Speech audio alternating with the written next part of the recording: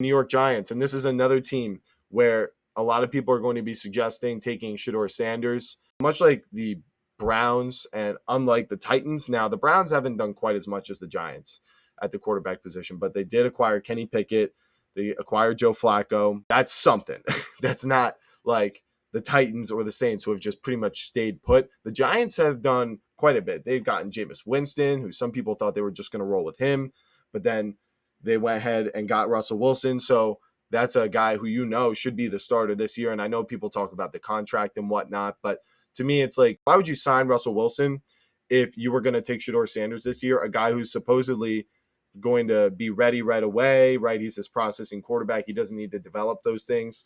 People talking about drafting a quarterback like that's going to save their job. That means your first round pick is either not playing or the quarterback that you just paid money to in the offseason, two of them are not playing. So that's not a win now decision, and that's what they need to do to save their job. So to me, the Giants are also out on Shedeur for the very same reasons as the Browns. I don't think Shedeur is going to be able to be that successful or, hit right away with these two teams. So they're both going to go best player available. And for the Giants, that's going to be Abdul Carter. But problem, the Giants have Brian Burns and Kayvon Thibodeau. So wouldn't this be, not a position of need at all? In fact, one of the least needed positions for the Giants. That's true.